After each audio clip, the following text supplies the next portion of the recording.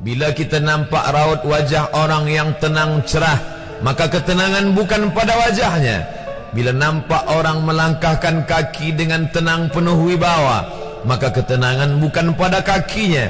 Bila tampak ayunan tangannya tak tergesa-gesa, maka bahagia bukan pada tangannya. Di mana letak bahagia itu? Ala fil jasadi mutrah. Ketahuilah dalam jasad ada segumpal, ada sekepal, ada sesuap. Idza salahat salahal jasadu kulluh. Kalau yang segumpal itu baik, maka yang lain ikut menjadi baik. Wa idza fasadat fasadal jasadu kulluh. Kalau yang segumpal itu rusak, maka dia pun ikut menjadi rusak. Yang segumpal itulah yang mengendalikan mata, telinga, tangan, kaki.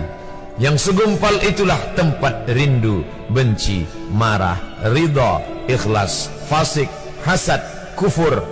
Di sanalah bersemayam rindu dan benci. Maka jangan terlampau benci. Habib habibaka haunamma. Kalau kau sayang, sayanglah secukupnya sahaja. Karena boleh jadi hari ini kau sayang, besok berubah menjadi kebencian. Kalau kau benci, bencilah secukupnya sahaja. Boleh jadi esok pagi dia menjadi orang yang tersayang. Berapa banyak puan-puan berkata, siapa itu? Itulah orang yang dulu paling aku benci. Tapi hari ini masih ada juga benci, tapi tak banyak. Oleh sebab itu maka dijaga dia.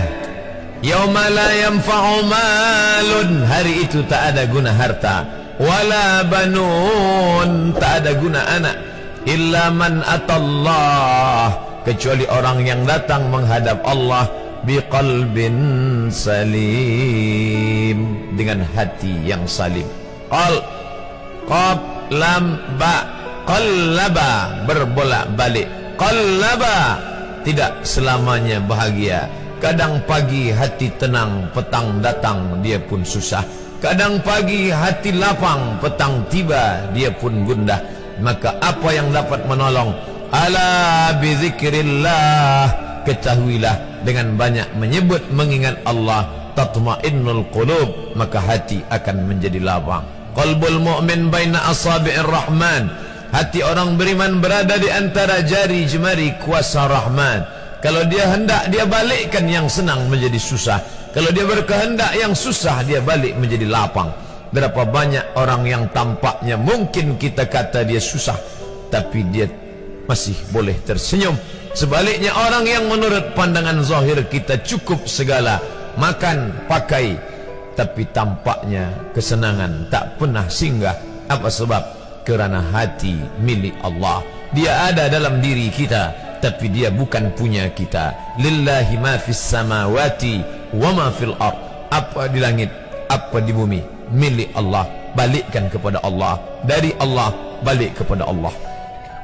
Senang mengucapkannya, payah mengamalkannya, lebih sulit memasukkannya ke dalam hati.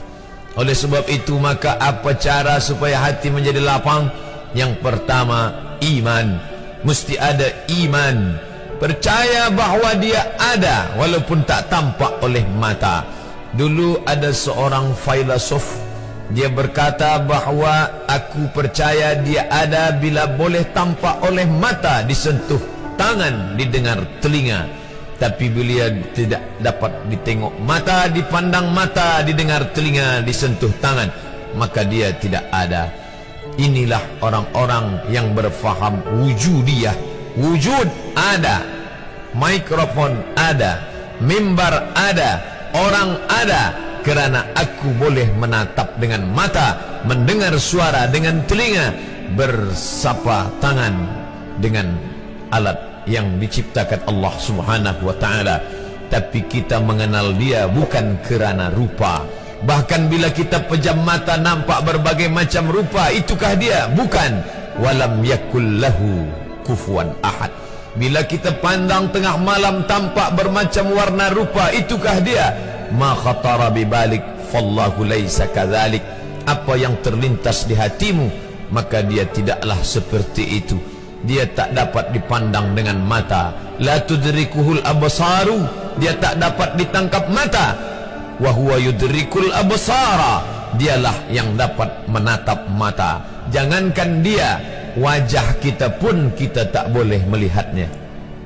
Siapa yang boleh melihat wajahnya? Sementara belum dijumpai cermin, belum pandai orang membuat cermin, orang tak tahu bentuk rupa wajahnya bagaimana. Sampai suatu hari dia dalam perjalanan panjang, dia tengok ada pohonan rindang, lalu kemudian dia berteduh di bawah pohon rindang, menghindar dari panas terik matahari. Di bawah pohon rindang ada kolam air, maka saat dia akan mengambil minum dari air kolam, disitulah dia melihat wajahnya. Oh, begitu rupa wajah di dalam air kolam.